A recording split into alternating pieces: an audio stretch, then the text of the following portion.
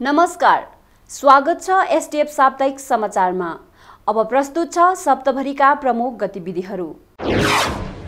साप्ताहिक प्रश्न उत्तरमा अध्यक्ष चामलिङद्वारा एसटीएफको सामूहिक नेतृत्व परिचालन बारे प्रकाश।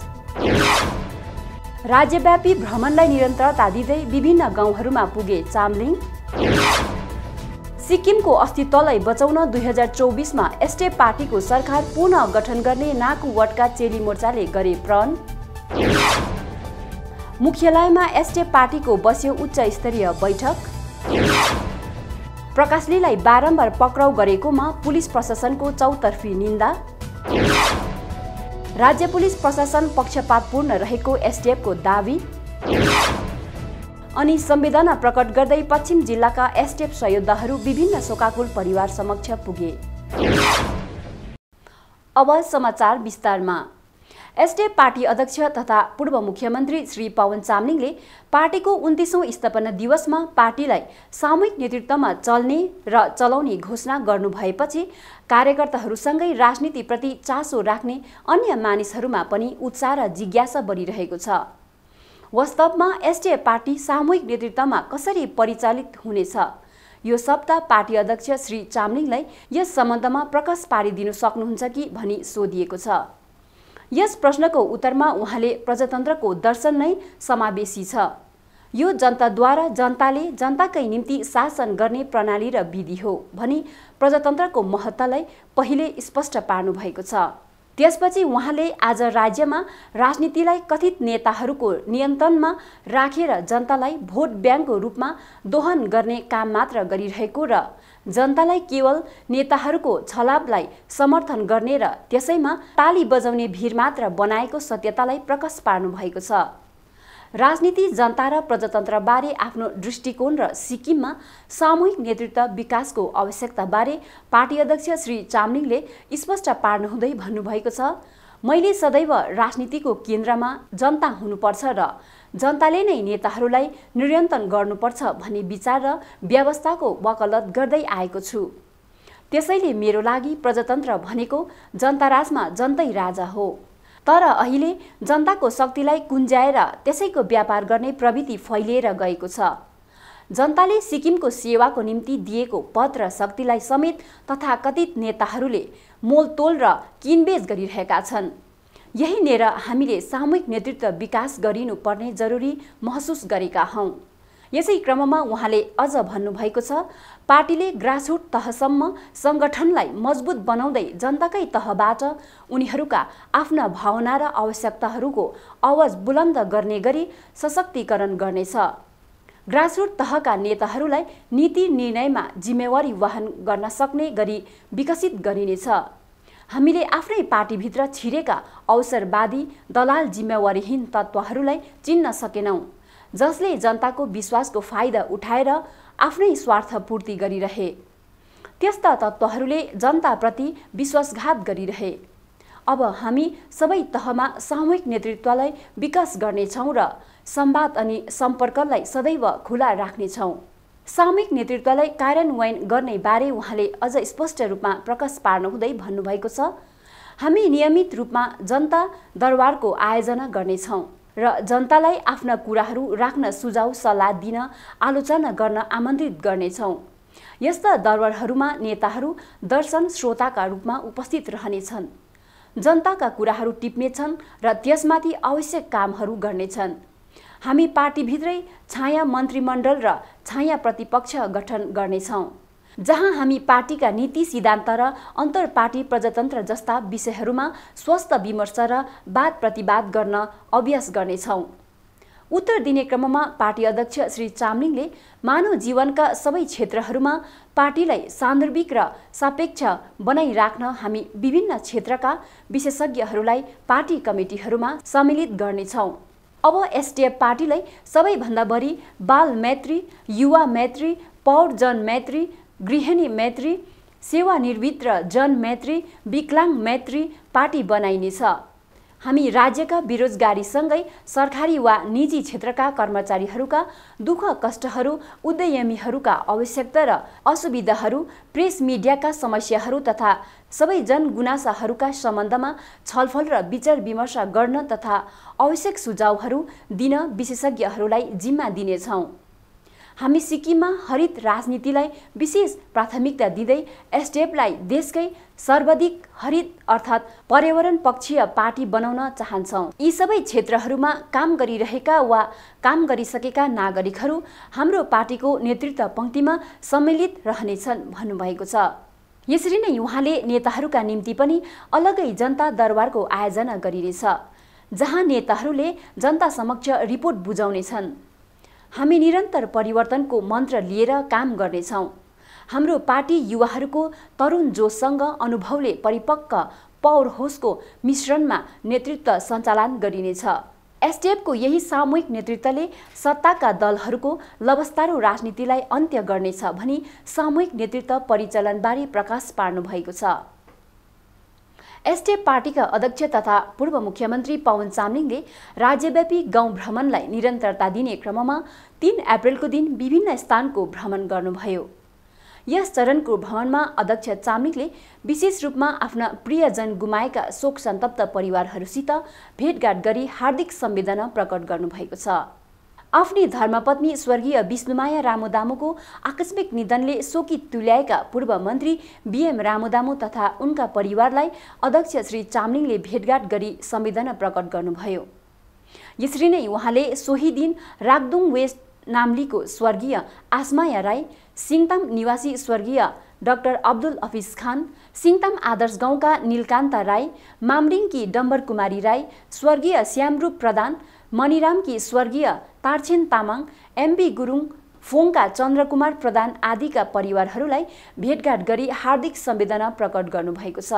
आफ्नो भ्रमणको क्रममा पूर्व मुख्यमन्त्री श्री पवन चामलिङले छुबा निवासी दलमान गुरुङ र मतिमाया गुरुङ, फोङ्लाका जगतबहादुर गुरुङ, दक्षिण सिक्किमको रामा गाउँकी वीरमाया राई, पौरामका देवी प्रसाद भुजेल आदि बिमार अवस्थामा रहेका नागरिकहरूलाई भेटी स्वास्थ्य लाभको कामना पनि गर्नुभएको छ। यस भ्रमणमा पूर्व मन्त्री जीएम गुरुङ लगायत पार्टीका स्थानीय नेता नेत्रीहरूको पनि उपस्थिति रहेको थियो। गत 30 मार्चको दिन पश्चिम सिक्किमको याङथाङ समष्टि अन्तर्गत अप्पर नाकु पेलिङ वार्डमा स्थानीय वायुवृद्ध पवि माया विश्वकर्मको अध्यक्षतामा एसडिएफ चेली मोर्चाको अन्तर्क्रियात्मक सभा सम्पन्न भयो। स्थानीय वार्डका चेली कार्यकर्ताहरूको उपस्थिति रहेको यस सभामा सबैले अन्तर्क्रियामा सक्रियतापूर्वक सहभागिता जनाए। अन्तर्क्रियामा वर्तमान सिक्किम सरकारको गरिबमारा नीति, साधारण जनतालाई पार्टी छुट्याएर सासाना कामहरूमा दुःख दिने, सिफारिस नदिने जस्ता जनताले झेलिरहेका समस्याहरूबारे व्यापक रूपमा चर्चा गर्दै सत्तारूढ एसकेएम सरकारको कोल्टे काम गर्ने निन्दनीय तरिकालाई घोर विरोध गर्नका साथै वर्तमान समयमा भोट र आधार कार्डलाई मान्यता दिएर लाइसेन्स दिने राज्यमा चलिरहेको मुद्दालाई चेली मोर्चाको अन्तर्क्रियात्मक सभाले जोरदार विरोध जनाएको चेली मोर्चा महासचिव सकुन गुरुङद्वारा जारी विज्ञप्तिमा उल्लेखित छ।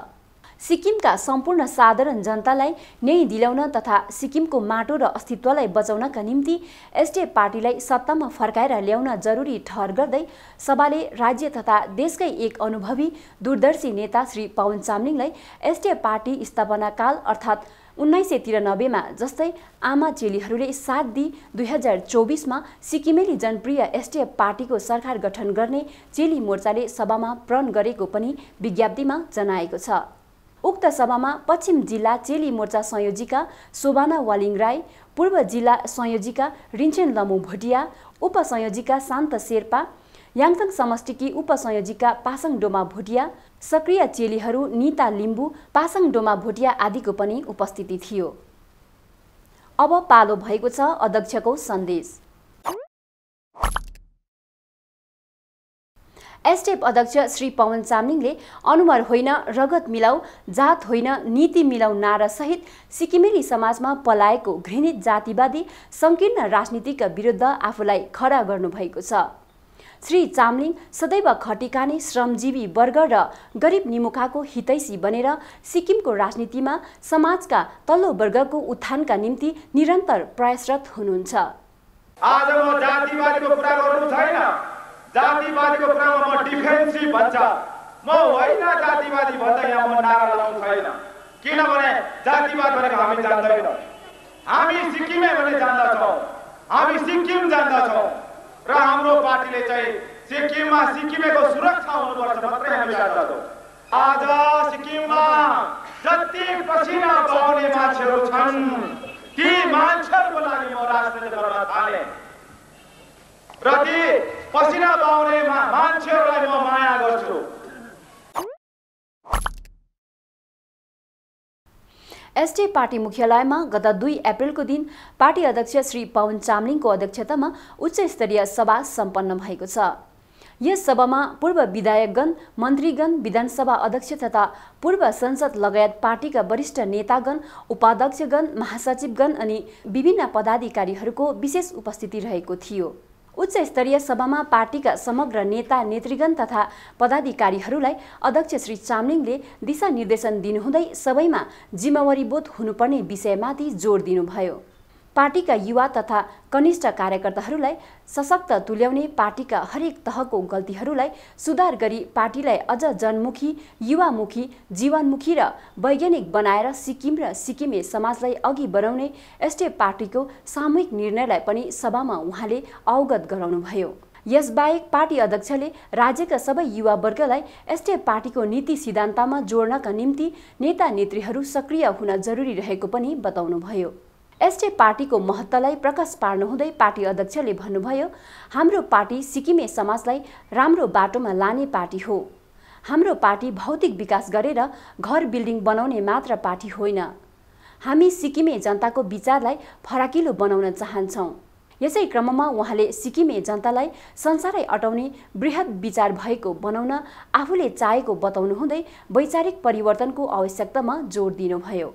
यसै प्रसङ्गमा यीशु, बुद्ध, राम, कृष्ण आदि मानव भएर पनि महान विचारकै कारण भगवान बनेर मानव संसारमा पूजनीय बनेको विषयलाई उदाहरण स्वरूप प्रकाश पार्नुभयो। यसरी नै प्रभु यीशुले मानवको अमूल्य जीवनको मुक्ति र सत्यका लागि क्रुसिफाइड बनेको बताउनुहुँदै हामी जनतालाई दुःख र अन्यायबाट मुक्ति दिनका लागि र यही जीवनमा जनतालाई सुख शान्ति दिनका लागि राजनीतिमा छौँ भनी पार्टी पदाधिकारीहरूलाई बताउनुभयो। एसडीएफ पार्टीको राजनीतिक उद्देश्य जनतालाई दुःख अन्यायबाट मुक्ति दिनु, सबै जनतालाई यही जुनीमा सफल जिन्दगी बाँच्न सक्ने बनाउनु रहेको पनि उहाँले प्रकाश पार्नुभयो। यही महान उद्देश्यसँग एसडीएफ पार्टीले दोस्रो चरणको क्रान्ति थालेको पनि अवगत गराउनुभयो। चे Guevara, Bhagat Singh, Abraham Lincoln, Nelson Mandela आदि जस्ता महान व्यक्तित्वहरूको त्याग र बलिदानलाई उदाहरण दिनुहुँदै राजनीति कजका लागि गरिन्छ, राजनीति देशको आजादीको लागि गरिन्छ, राजनीति जनतालाई अन्याय र अत्याचारबाट बचाउनका लागि गरिन्छ, राजनीति जनतालाई न्याय दिलाउनका लागि गरिन्छ, राजनीति सम्पूर्ण जनताको इच्छा र आकांक्षा सपनाहरू पूरा गर्ने महान कामको लागि गरिन्छ। त्यस कारणले यो सरल र सहज काम होइन भन्नुभयो। सिक्किमलाई वर्तमान सरकारको स्वेच्छाचारी र एकतन्त्री शासनबाट बचाउनका लागि एसडीएफ पार्टीले राजनीति गर्नुपर्ने तथा यसका लागि सबै एकजुट बनी सङ्गठित रूपमा अघि बढ्ने आग्रह पनि पार्टी अध्यक्षले उच्च स्तरीय सभामा गर्नुभयो। हारलाई हराएर जित्नु साँचो जित हो।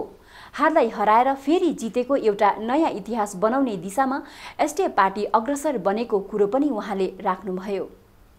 यसै क्रममा उहाँले एसडीएफ पार्टीका नेता नेत्रीहरूले आफ्नो असल कर्मद्वारा पार्टीको नयाँ सन्देश दिने अर्को मार्गदर्शन पनि गराउनुभयो।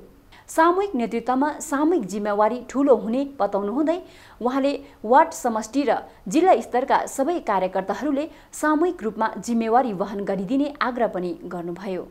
एसडीएफ पार्टीको उच्च स्तरीय सभामा पार्टीको भावी कार्यक्रम र रणनीतिहरूबारे विशेष छलफल गरियो।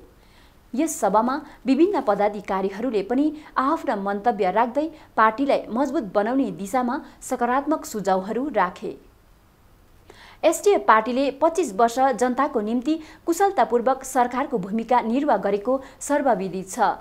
तर 2019 को आम चुनावमा सिक्किमेली जनताले विपक्षमा राखीदेखि यता जनताको पक्षमा जिम्मेवार विपक्षीको भूमिका निर्वाह गर्दै आइरहेको छ। सिक्किमेली जनतामाथि हुने अन्याय र अत्याचारको विरुद्ध तथा सरकारको जनविरोधी आचरणलाई सोसियल मिडिया मार्फत बोल्ने अनि लेख्ने एसडिएफ पार्टीका अनेकौं सहयोद्धाहरूलाई सत्तारूढ पुलिस प्रशासनले पक्राउ गरेको घटना अहिले चर्चाको विषय बनेको छ।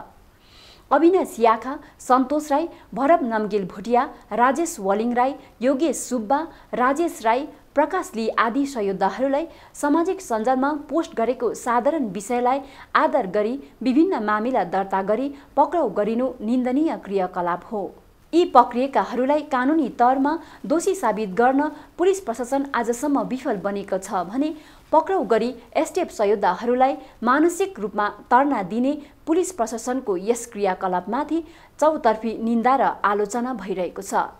प्रकाशले एसडिएफ पार्टीका एक साहसी सहयोद्धा हुन् जसले जनतामाथि हुने अन्याय र अत्याचारको विरुद्धमा बारम्बार आफ्नो आवाज सामाजिक सञ्जाल मार्फत बुलन्द पारेका छन्। उनलाई आजसम्म 4 पटक राज्य पुलिस प्रशासनले पक्राउ गरिसकेको छ। उनलाई 5औं पटक फेरि पक्रिँदा उनका बहिनी ललिता गुरुङले खेद प्रकट गर्नुहुँदै पुलिस प्रशासनप्रति विरोध जनाउनु भएको छ। आफ्नो दाजु बारम्बार पक्राउ पर्दा परिवारमा हुने मानसिक तनावलाई व्यक्त गरी सत्तारूढ एसकेएम सरकारको अराजकता र हैकमवादी प्रशासनलाई ललिता गुरुङले उदाङ्गो पार्नु भएको छ। यसरी नै एसडिएफ पार्टीका अर्का साहसी सहयोद्धा अर्पण राईले पनि प्रकाश लीलाई पुनः पक्राउ गरिरहेकोमा विरोध जनाउनु भएको छ। उहाँले एसडिएफ सहयोद्धा लीलाई फेरि पनि पुलिसले पक्राउ गरेकोमा घोर प्रतिकार जनाउनु हुँदै के सिक्किमका युवा चेलीहरूले सामाजिक सञ्जालमा सत्य कुरा बोल्नु र लेख्नु नपाउने भनी प्रश्न राख्नु भएको छ। यसरी नै सहयोद्धा राईले एसकेएम सरकार पनि विगतमा विपक्षी पार्टीमा थियो। आज तपाईहरू सरकारमा हुनुहुन्छ, तपाईहरू हाम्रो पनि सरकार हो। सरकारले सबै जनता अथवा नागरिकहरूको भलाइको निम्ति काम गर्नुपर्छ। सिक्किम ट्रक ड्राइभर एसोसिएसनका अध्यक्ष भीमबहादुर मुखियाले वर्तमान मुख्यमन्त्रीलाई डिबेटका निम्ति चुनौती दिएको भिडियो जारी भएको केही दिनमा मिसिङ भएको प्रकाशित खबरलाई फेसबुकमा पोस्ट गरी सत्य कुरा लेख्दा प्रकाशलीलाई पुलिसले पक्रिनु राजनीतिक दबदबा हो भन्नुभएको छ। उहाँले एसडिएफ सरकारकालमा लातेन शेर्पाले केस खौरिएर तत्कालीन मुख्यमन्त्री पवन चामलिङको जिउँदै काजक्रिया गरेको तर त्यसबेला उनलाई जेल नेल नगरिएको सत्य कुरो पनि साझा गर्नुभएको छ। यसरी नै उहाँले सिक्किमका सम्पूर्ण नागरिक सुरक्षित हुनुपर्ने भारतीय संविधानले दिएको मौलिक अधिकार अनुसार सबैले बोल्न पाउनुपर्छ भन्नुभएको छ। सिक्किमको लागि बोल्नेछौँ, बोलिरहनेछौँ। हामी पनि सिक्किमको खाँटी नागरिक भएकोले सिक्किममा हाम्रो पनि अधिकार छ। यसैले हामीले सत्य कुरा बोल्दा हामीलाई दबाउनु नखोज्नुहोला, अर्पण राईले राज्य सरकार र पुलिस प्रशासनलाई भन्नुभएको छ। एसडिएफ पार्टीका प्रचार प्रसार मामिला महासचिव कृष्ण खरेलले 3 अप्रेलको दिन लाइभ भिडियो जारी गर्नुहुँदै राज्य सरकार र पुलिस प्रशासनको पक्षपातपूर्ण व्यवहारमाथि तीखो प्रहार गर्नुभएको छ। स्मरण रहोस्, एसडिएफ पार्टीका सहयोद्धा प्रकाश गुरुङ लीलाई पुलिसले पुनः पक्राउ गर्दा तनावपूर्ण माहौल सृजना भएको थियो। यसै सन्दर्भमा महासचिव खरेलले पुलिस प्रशासनको मानसिक तनाव दिने यस पक्षपाती व्यवहारलाई घोर विरोध जनाउनु भएको छ। प्रजातन्त्रमा पक्ष विपक्षदेखि लिएर सबै आम जनतालाई सुरक्षा, न्याय र अधिकार दिलाउने दायित्व राज्य सरकारको भए पनि सिक्किममा सत्तारूढ सरकारले पक्षपातपूर्ण काम गरिरहेको हुनाले प्रजातन्त्रको मर्म सकिँदै गएको महासचिव श्री खरेलले बताउनु भएको छ। यसबाहेक हालैमा प्रकाश गुरुङ लीलाई पुलिसले फेरि पक्राउ गरेको विषयबारे उहाँले पुलिसको पक्षपाती क्रियाकलापलाई धिक्कार्नु भएको छ। प्रकाश लीहरू प्रजातन्त्रको आवाज हुन्। राज्यका सबै नागरिकहरूमा हुने अन्याय र अत्याचारको विरोधमा बोल्ने साहसी सहयोद्धाहरू हुन्। पुलिस प्रशासनले यसरी बारम्बार पक्राउ गरेर संविधानले प्रदान गरेको वाक स्वतन्त्रताको अधिकारमाथि अतिक्रमण गरिरहेको छ। पुलिस प्रशासनले पक्राउ गरी लगेका सहयोद्धाहरूलाई कानुनी तर्फमा दोषी साबित आजसम्म गर्न नसकेको र बारम्बार पक्राउ गर्दै मानसिक तर्ना र दबाउ मात्र दिइरहेको छ भनी महासचिव खरेलले भन्नुभएको छ।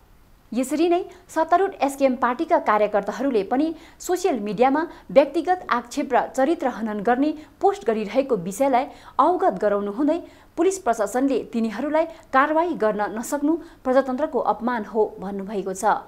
प्रकाशले जस्ता अन्याय र अत्याचारका विरुद्धमा आवाज उठाउने योद्धाहरूलाई बारम्बार पक्रिने राज्य पुलिस प्रशासनले पूर्व मुख्यमन्त्रीका काफिलामा ढुङ्गा मुरा गरी प्राणघातक हमला गर्ने, एसटीएफ प्रवक्ता दर्नाललाई दिनको उज्यालोमा प्राण लिन खोज्ने, गौशालाको गाईलाई मार्न खोज्ने, देवीथानमा आगो लगाउने आदि जस्ता असामाजिक काण्डका दोषीहरूलाई यत्रो लामो समयसम्म किन पक्राउ गर्न सकेनन् भनी प्रश्न पनि गर्नुभएको छ। सत्तारूढ सरकारले आफ्ना बाचाहरू पूरा गर्न पूर्ण विफल भएको, वर्तमान समयमा सिक्किमको अस्तित्वमाथि ठूलो प्रश्न चिन्ह खडा भइरहेको, 371 एफ, रुल 44 पुराना कानुन आदि सङ्कटग्रस्त बन्द पनि एसकेएम सरकार मौन रहेको अर्को सत्यतालाई उहाँले प्रकाश पार्नु भएको छ। सिक्किमका बुद्धिजीवी वर्ग, युवा वर्ग तथा समग्र जनतालाई सिक्किमको अस्तित्व, मान र सम्मानलाई बचाइराख्नका निम्ति सचेत बन्ने आग्रह पनि उहाँले गर्नुभएको छ। गत 3 अप्रिलको दिन एसडीएफ पार्टीका दरमदिन क्षेत्र प्रभारी पेम नर्बु शेर्पा, क्षेत्र स्तरीय अध्यक्ष रविन लाल गुरुङ, युवा संयोजक महेन्द्र नाल्बो, तिकपुर निवासी सक्रिय सहयोद्धा सन्तोष सुब्बा, पश्चिम जिल्ला महासचिव पेम्बा सालका आदिको एक टोलीले क्षेत्रका 3 शोकाकुल परिवारहरूसँग भेटघाट गरेको छ। यस टोलीले बडियाखोपका 2 शोकाकुल परिवार तथा तिकपुर ओरेन्ज भिलेज निवासी जित बहादुर लिम्बुको अन्त्येष्टि क्रियामा सहभागी जनाएर शोकाकुल परिवारहरूलाई पार्टीको पक्षबाट शोक सम्वेदना व्यक्त गर्दै सबैको दिवंगत आत्माले वैकुण्ठमा बास पाओस् भनी प्रार्थना गरेको जानकारी पश्चिम जिल्ला प्रचार सचिव जीएस रिजालले दिनुभएको छ। एसडीएफ साप्ताहिक समाचारमा आजलाई यति नै। अर्को साता हामी फेरि भेट्ने नै छौं। तबसम्मका लागि बिदा दिनुहोस्। नमस्कार।